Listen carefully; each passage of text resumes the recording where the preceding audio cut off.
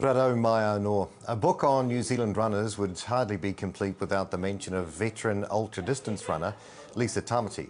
She features in both volumes 1 and 2 of Dreydon Sobanja's book, The Kiwi Runner's Family Tree, published this month. It tells the stories of athletes and coaches and their achievements on the international running stage.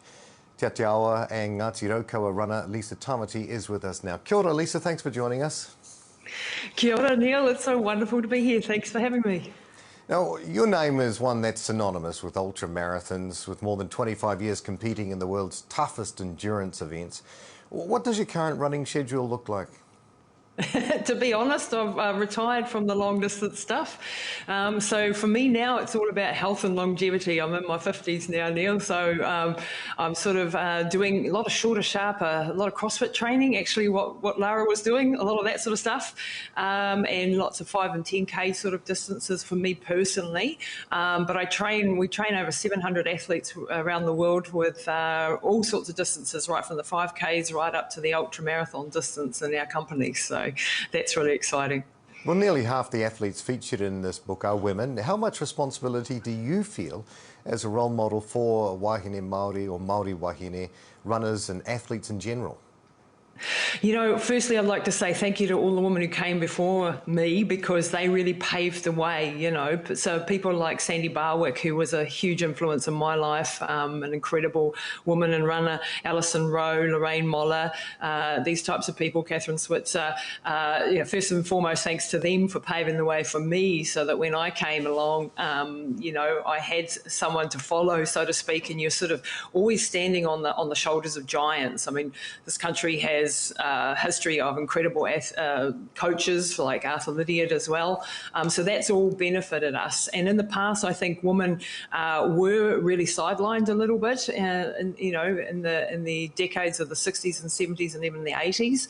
And thank goodness that's really changed. And Dreydon's book, The Kiwi Runner Family Tree, really shows, like this book, the second book, is got half of it is women. And we've got some incredible young athletes coming through now.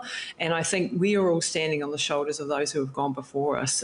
For me personally, I get a real buzz when I get a young girl come up to me or her parents or something, and they've done a school assignment or something, and they've chosen me to be their subject because they want to be like me. And that's just a wonderful thing to experience, really. Well, speaking of, a rising Ngaitahu star, Sarah Langsbury, also features in the book and displays all the signs of a future champion athlete. What are your observations on her talents and what she has to offer? I think she's got a huge future. I mean, she's got the mana, she's got the commitment, the determination to really go far in the sport. And, you know, like it's not an easy stage out there in the international stage, and she's doing hurdling and that sort of thing. And she's got a number of options because she's very, very talented. But I see a great future for her. And I really think that it's so cool that she is aware of her role model status already. You know, even as a teenager, for a young Māori woman, especially, and she's very much into her Māoritanga and her understanding the roles and responsibilities she has there. So I see a great future for that young lady.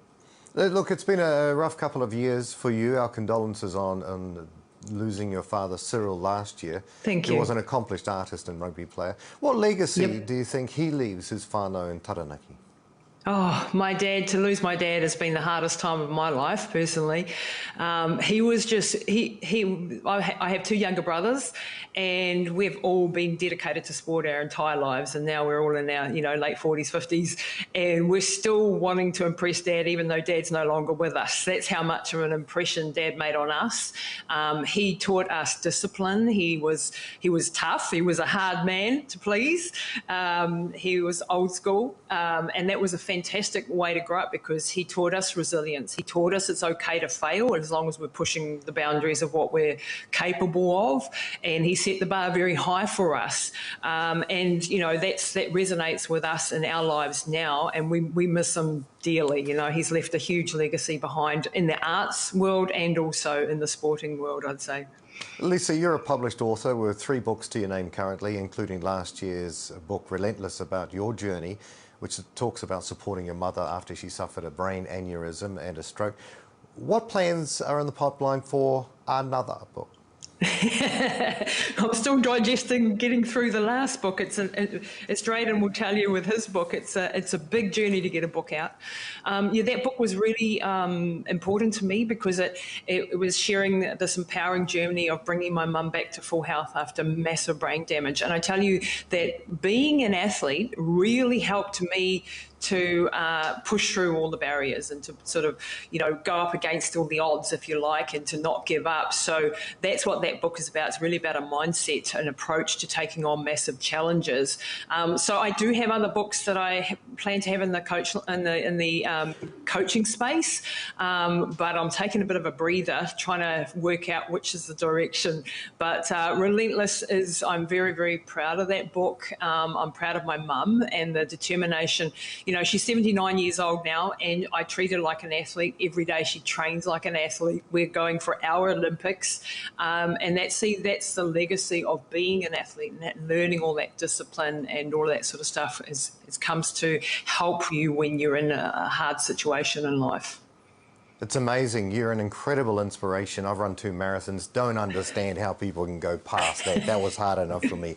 This is amazing stuff. So, look, I appreciate you spending some time and chatting with us today. Oh, Neil, congratulations on your 2 marathons. That is no mean feat, I tell you, and thanks very much.